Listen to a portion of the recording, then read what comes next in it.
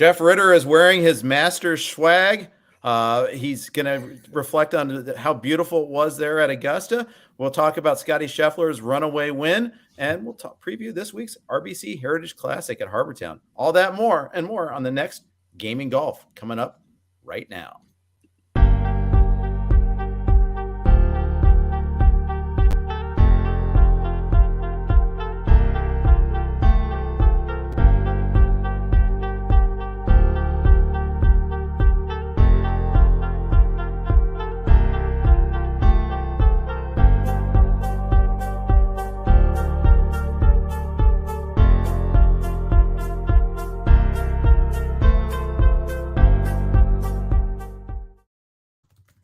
Hey everybody, welcome to Gaming Golf, the RBC Heritage Edition here. I'm here with Jeff Ritter and Scott Jenstad. I am Jeff Erickson, here for 30 minutes of frivolity and fun and maybe some analysis brought in there every once in a while too. Jeff, you went to Augusta. You got to see the Masters, such that it was the runaway after Scheffler posted that number on Friday. He put up a number. No one could come close to it after that. I guess at one point he got to within a stroke or two, but only so briefly. How was it being there this year? It's always awesome to be at the Masters. There's always, even though this it won't go down as like the most exciting Sunday ever in Masters history, but there's always something, it's just special to be there. And there's always things you walk off or, you wake up Monday morning talking about or thinking about the things you'll remember. I definitely will remember that exchange on the third hole on Sunday, where you thought maybe this is going to be a head-to-head duel that goes down in history. It's going to be Scheffler and Smith just trading shots all day, and who knows, we'll see how it shakes out in the end. But that third hole chip in from Scheffler, like from below the green, that was just that shot is so difficult. And then the 12th hole where Cam Smith sort of KO'd himself in the tournament, those moments stick out. But I think the other thing that made this one different is, Tiger Woods' presence and the reception and just like the warmth around him and adulation. I mean, in 2019, it was electric, excitement. It was like Tiger Mania. This was still Tiger Mania, but it was something different at the same time. So for him to still get around on the weekend also made this one different. And then, of course, Rory Mcilroy, like the biggest roars of Sunday came, a solid hour before the leaders came through the 18th hole. What he didn't really, I don't know that it really put a scare into Scheffler to see somebody in the clubhouse, 5 shots behind him. He gave a couple of those back, obviously, on the 18th green. But the Rory McIlroy final round and the back-to-back sand shots with him and Morikawa, that's going to go on the highlight reel, from this Masters, which it's rare that somebody that far back, does something that endures, but that's going to be one of those moments too. So overall, I don't know that it goes down as a Sunday duel that we'll remember, or even necessarily a close Masters, but it still had its moments that will hold up. And any other commentary from the Masters? No, I mean, it's just amazing what Scheffler's doing. There was a tweet stat out there. The only players ever that have won 4 tournaments in a year, and one of them being a major, one being a WGC, is Scheffler and Tiger like 7 different times. But like the list is unbelievable. What he's doing is amazing. We talked about him last week. Like we all liked him, but he was the highest priced guy. He was really low odds. I didn't bet him, so it was a bad betting week. It was a good DraftKings week. My main team was 6 of 6 making the cut for the weekend, so that worked out well. Although I had too much Tyrrell Hatton, and Max Homa who melted down the weekend. But it was fun. I think the 18th hole with Rory and Morikawa goes down as like the best, most fun part of it. Nick Faldo spoiling it made it for an interesting story too, and he's taking a bunch of heat for that, but kind of in a funny way. He clearly messed that up where he took all the fun out of that Rory shot going in. But that was a great moment. It was, but it's the Masters. It's always fun. Tiger there was great. But yeah, I love Scheffler, but I wish we had a little more excitement on Sunday. Yeah, would have been nice. So let's move on. Move on to the RBC Heritage at Harbour Town. As Len Hochberg brings up in his article up on RotoWire, you would think the week after the Masters, you'd maybe have a cheesy field, wouldn't be that strong, but the RBC always does pretty well. A lot of pros like playing the course. It's a traditional older, shorter course. Plus, it's RBC, and there's a lot of RBC pros that are kind of required to go there, like Dustin Johnson. But I for the most part, I think there's a lot of players that like coming back to this course. Matt Kuchar is one of them that comes to mind. So could be a fun field. It always amazes me how many players can be in the hunt at the Masters, and put so much into that and then just turn right around and still play this event. I know it's a more mellow setting and spot. Harbour Town, serene. It's beautiful. It's not a particular, like you said, it's not a particularly bruising golf course, par 71, smallish greens. You kind of just bunt it around and, hopefully not have a putting week. Your putts aren't always on the edge like they are at Augusta National, but it's still amazing to me so many guys play. It is just, especially that was a tough Masters week. The Sunday was gorgeous and, low winds, but every day leading up to that was tough. And I gotta think it took a lot out of the players. It certainly took a lot out of the writers who were there. So, You're still recovering. How are you? I'm not going to Harbour Town this week. There's no way. But guys like Cam Smith, was in the fire and he's in the field again this week. It's, to me, it's a surprise. Or even like Morikawa, some of those other guys who, backdoor to top 10. It's impressive what they're able to do. Yeah. Well, and both Rory and Morikawa kind of backdoored that top 10. Rory's not the first time he's been done this in a major. I mean, this is like his Augusta MO, especially, his career track record at Augusta is impressive, but then you look at it and he really only had 2 shots to win. There was the one, he took the lead in 2011. He took the lead into the final round and, was set up to win that. And then the Patrick Reed year, he was in the final group, but never really threatened even from the final group. So it's really just a revolving door, backdoor top 10s. But I think this one was different for him. I mean, he even said coming off the green, this is the first time I've ever left Augusta feeling good, which I thought was telling. So we'll see. How do you take momentum from one round into another round a year later? I don't know how much stock you put into it, but at least he's got something there to build on for the next time.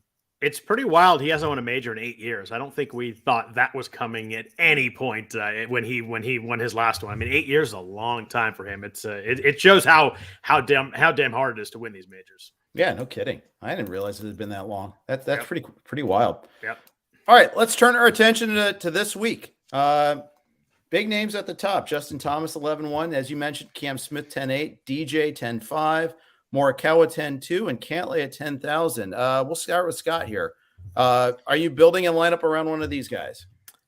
Maybe, but I really like the 9s this week, as we'll get to. But I mean, JT's playing the best of all these guys. You look at, he's played 7 events in 2022, 5 top 10s. You look at the last 24 rounds, he's top 5 in this field and off the tee to green approach. Approach is a huge stat this week. We always talk about it, but it's really a stat this week. And the fairways are small, the greens are small. Driving is less of an importance, and distance is less important in this tournament than most events. But he's just too much more expensive than Morikawa for me. He's $900 more than Morikawa. So if I'm going to play some of this range, I'm going to go drop down to Colin. I'm going to save $1,000. I mean, that gets you, someone from the 7s up into the 8s. I think that matters in a lineup this week. He really played well on Morikawa played really well on Sunday at Augusta. Obviously finished with a 67. Got into, I think he tied for 5th when it was done. Had a couple of rough tournaments before that, but was top 5 in both tournaments before those. I think he finally found something over the weekend at Augusta, and I think it's a really good course fit for him. So I'm not like forcing anybody in the 5 digits in this week, but if I'm going to play someone, I'm going to go Morikawa at 10-2. Yeah, he's got the laser accuracy with his irons. And that's usually something that's pretty important here. I'm trying to look to see course history here. He finished seventh last year. That's pretty good. 12 under. And 12 under used to be a winning score. Wasn't last year, but still not bad. Not bad at all. Jeff, how about you? You like anybody in the top 5 here? Yeah, I think Scott and I are on the same page of the one tier down, which we'll get to in a second, is very tempting and at better prices. I put a line on DJ first. He's been close at this event. I don't think he's missed a cut in Harbour Town. But I think Morikawa is a solid choice too. I just think you can save a little money if you're building your lineups and maybe get 2 or maybe even 3 guys off the 9,000 tier. That is tempting. But for me, it was DJ Morikawa off this top. All right. Very good. Let's move on to the 9s that we like so much. Shane Lowry, 98. Corey Connors, good friend, 97. Daniel Berger, 96. Matt Fitzpatrick, don't call him Matthew, 95. Sungjae Im, 93. Jordan Spieth, 92. Neiman, 91. And Russell Henley, 9,000.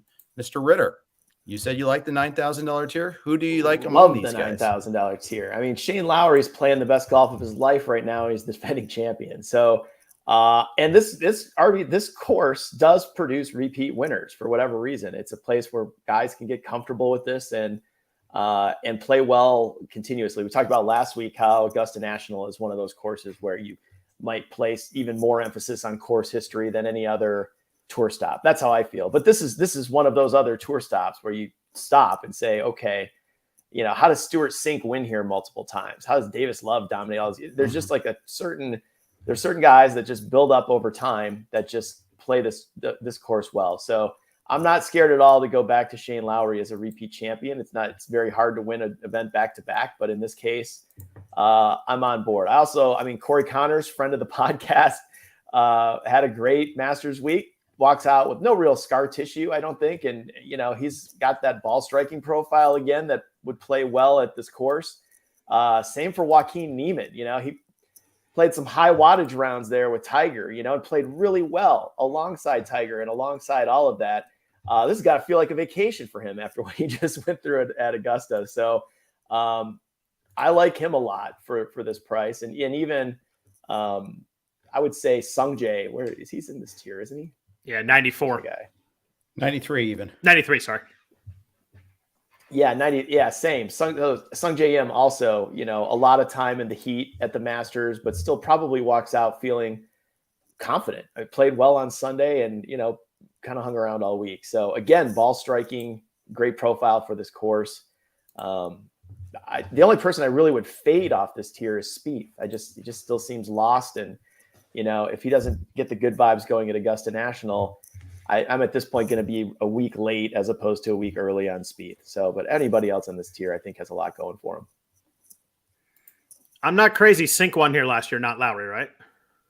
Yeah. Oh, it was Lowry. When did Lowry win this? I don't think he's won. I think he's done well, but I don't think he's won it. Oh, I'm sorry. It was Sink last year. I looked it up. I thought it was Sink. I thought it was. You mentioned Sink and won a couple times. I thought he won last year, but yeah, you're right. He was. I agree with you on Lowry. I mean, Lowry's just playing so well. He's got 4 tournaments in the U.S. in 2022, 3rd, 12th, 13th, and 2nd. Like, he's just playing really well. He was T3 at Augusta last week. He's 4th in approach in this field over the last 24 rounds. So I'm all in there. I also like a bunch of other guys in here. I like Daniel Berger at 9,600. If you look at, shot gains approach, you take the last 50 rounds, he's 1st in this field. You look at, you drop it down to 24, he's like 10th. Brutal weekend at Augusta, a little concerning. He was 77 and 80, but he was 13th here last year. Hit it great at Honda. I wonder if that final round on Sunday maybe is in his head a little bit, but I think at 9,600, he's a good play here. I love Fitzpatrick again too, 9,500. He was very quietly top 15 at the Masters. I don't know if we saw him once on Sunday, but finished really well. Last 6 tournaments, 1 missed cut. That was the Players that, again, we kind of throw out. The other 5 were all top 15. Like, you give me a top 15 at 9,500 and I can go with that. I know he's not someone who's won tournaments, but give me a top 15. I'll take it. I think it's a good course setup for him too. He was 4th here last year. So I think the course really sets up when he's not a hugely long hitter, but very accurate like that. And then finally, I think Russell Henley at 9,000, a really good play too. If you take the top last 24 rounds, Henley's 1st in the field in shot gain approach. Talking about that's a key stat this week. He's 10th in tee to green, 12th in ball striking. You look at DraftKings points, which is what we're talking about. He's 4th in this field over the last 24 rounds. Makes a lot of birdies, scores a lot of points on DraftKings. He was 9th here last year. He's 7 for 7 in cuts in 2022. I love this range. Lowry, Berger, Fitz, and Henley. I'm kind of mixing, matching. I might even play 3 on some teams. I think this is the tier to attack this week.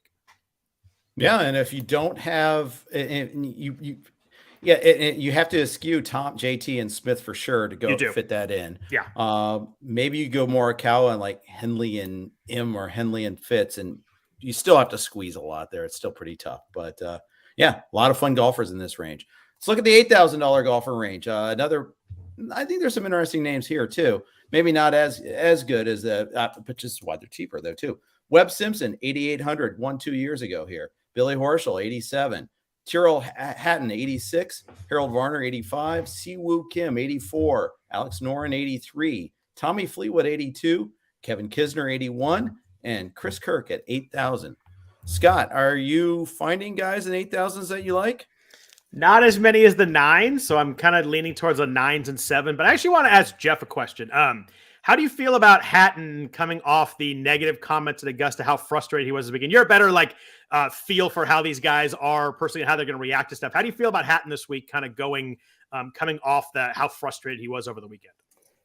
I'm not bothered this week. I wonder if those are comments that I feel like might linger for next Masters and get brought up. He's going to have to answer for that, but this is also just his way. He runs hot. He's just a guy that says what he's going to say. And it's probably more in character for him to give that interview than just hold it all in. So I'm not bothered. I really like him this week, but you have a better feel for that kind of stuff. So I was curious how you felt about, if that you thought this was going to affect him moving forward. Right? This feels like a pretty good course for him, and the price seems nice. It hit 8,600. He's great at Valspar the week, before the Masters, and then obviously struggled over the weekend. But I do like him at 8,600. I think he works well. I also like Alex Noren.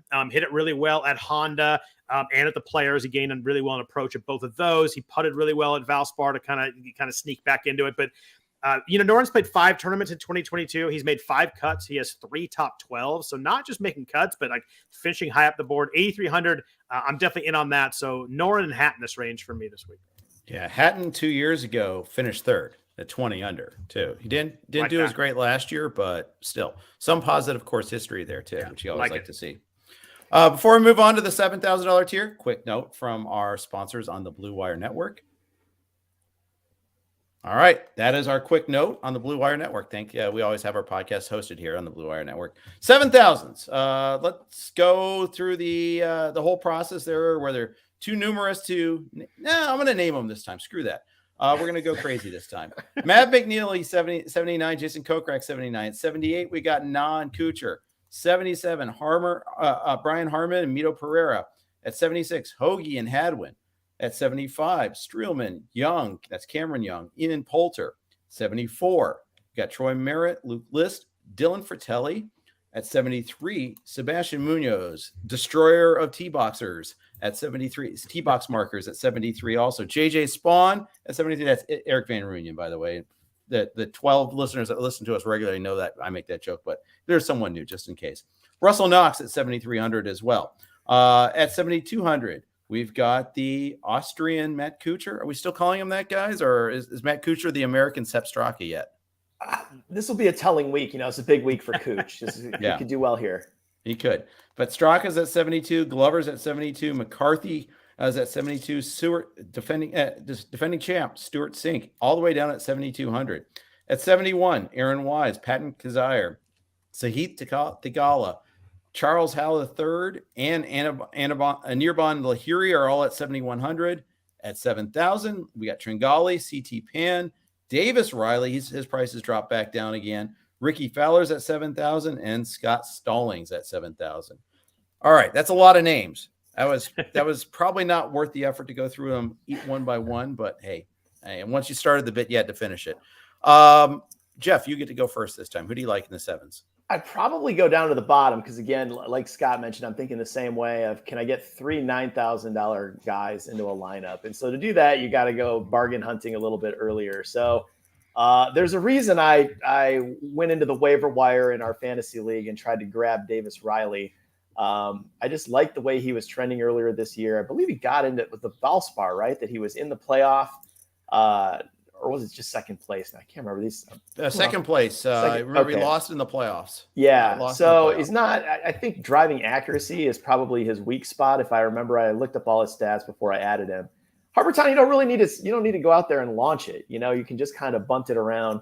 And so for me, it was actually a guy that I just circled, and I wouldn't say build a team around, but just someone where I felt like if I grab $9,000 guys, I got to start thinking low sevens, high sixes to round up the team.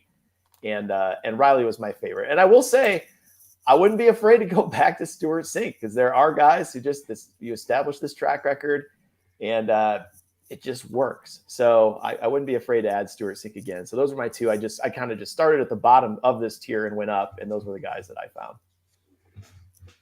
Scott? I have a couple at the top and a couple at the bottom. I'll give you real quick. I do like Matt McNeely at 7,900. He's, look at DraftKings points over the last 24 rounds. He's 10th in this field. So scores really well, makes birdies, hit it great at Valero last time we saw him. And he was T4 here last year. So a really good course history. I think it fits him pretty well too. I love Adam Hadwin this week, 7,600. You look at what he's done recently, 4th at Valero, 7th at Valspar, 9th at Players. That's 3 straight top 10s. He gained nicely in tee to green and approach in all 3. You take this field over the last 24 rounds, he's 7th in the field and approach. He's 7th in ball strike. He's 9th in tee to green, just playing really well. So he's kind of just a recent form kind of guy that I think is interesting.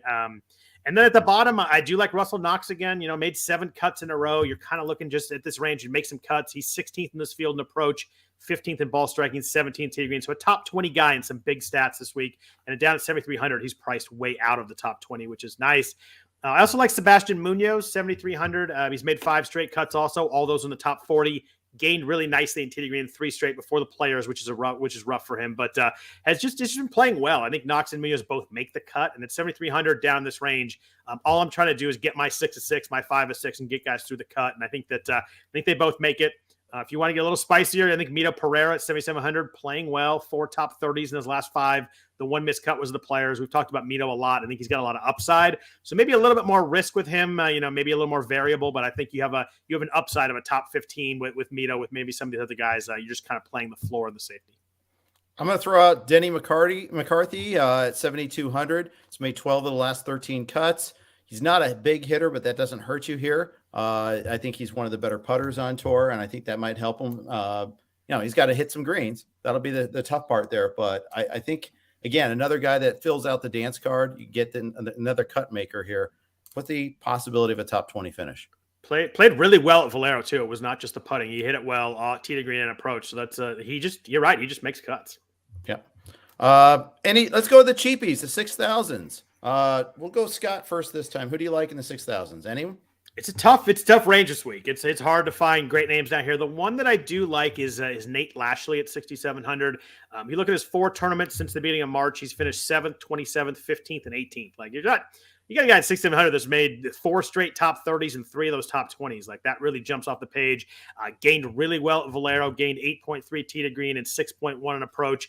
Even you go 5 tournaments back, hit it really well at Honda, but missed the cut due to terrible putting. So if you just kind of be average putting, I really like the way he's hitting the ball. 6,700. I think that's a way that you get maybe 3 of those guys in the 9,000s in, or maybe sneak in a Thomas or a Morikawa in your lineup. I think Lash is a good way to do that. I think Lanto Griffin at 6,800 is kind of interesting too. Maybe he found something at Valero, gained over 5 shots, tee to green and approach, where he kind of been struggling. He's playing well and struggled. Maybe he found something at Valero. You look at this field over the top 24 rounds, he's 18th in the field and approach. I like that stat. I like Lashley the best down here, but I think Lanto is also workable at 6,800. Jeff, who do you like? I'm going down to 6,300 to try to fill out, to try to cram in another $9,000. Can I guess who it's going to be? Please. Got to be Luke Donald. It is not. It could have been. Got a good course history there. Yeah, I thought it was going. I'm going to Kumi Kanaya, who got out of the match play. Got out of the group stage of match play. Played the Masters, missed the cut, but didn't. I think he missed the cut on the number. You're just looking for a made cut here, and he's missed more cuts than he's made this year. But I like the recent form. I also wonder he's a multiple winner over in Japan. And I wonder a shorter place like Harbour Town just might kind of be a fit for somebody who's kind of cut their teeth over in Japan. So it's a shot in the dark, but I feel like there's something there to say maybe a better chance to make the cut than miss it this weekend at that price. Do you have any confidence that Henrik Stenson found it the last couple of weeks, making the cuts at Valero and Valspar? Because I looked at him in 6,500, I couldn't quite get there after the bad stretch, but it seems like maybe he found something recently. Maybe. Yeah, maybe. Ryder Cup captain. He's got to try to play more weekends and get to know his new team. He's got to go searching for teammates. I don't know. Or maybe just that announcement, and maybe that's also in the mirror. I mean, these guys are human beings. They get distracted with stuff off the course, and Ryder Cup captaincy is a big deal. So it seems like a good coursey fit for him, since he doesn't need to hit it far, though. It seems like maybe dials in those irons, hits that 3-wood, and I don't hate him as a kind of punt play down at the bottom at 6,500 this week. I can get behind that too. I know I should have asked it in the previous section, but any love for Cooch this week at 7,800? Maybe love's not the right word. I don't He like never the engenders price. love. I think he should be. I think he should be lower. But I do like him. I mean, this is one of his places, right? So tempting, but I don't know. I think there's just other. I couldn't make what I would try to do is get 3 $9,000 guys into my lineup, and I just had to go low sevens, and I just had to work it that way. So second and no 16th, the last 2 tournaments. That's the only reason maybe it caught my eye. Plus the course history. I didn't love the ball striking when I looked. He just kind of putted his ass off at Valera. He gained 7.5 shots in putting. But I mean, 2 top 20s in a row. I get it, and it's course history. But I don't know. I just didn't. When I looked at the kind of the approach and the stuff, I didn't get all that excited. All right, very good. All right, let's move on to the betting side of things then, right? Shall we? All right. Sure. Let us do that. Jeff, who's on your betting card this week? Oh, darn it. It's just I had this up and then I lost the sheet. Oh, no. Yeah, go ahead, Scott. Scott, you go ahead. Scott, I got the guys. I need to see the odds again. It's a weird betting week because this field is so top heavy, and I think that you look at like JT's 9-1. I love JT, but I'm not betting a guy under 10-1 in this tournament, especially coming off the Masters. Who knows? If he has one bad round, what happens here? So I'm gonna jump back this week. I'm gonna take more guys at longer prices and try and hit one just because I think all the guys at the top are. I mean, we got Matt Fitzpatrick, at 18-1. I can't get aboard on those prices. Lowry's 18-1. Like I love betting those guys, but in the 30 ranges. So I'm going to jump back. I'm going to go Tyrrell Hatton at 35-1. I think we see a nice bounce back this week. I like this course a lot for him. We talked about him, his reaction to the Masters, all that.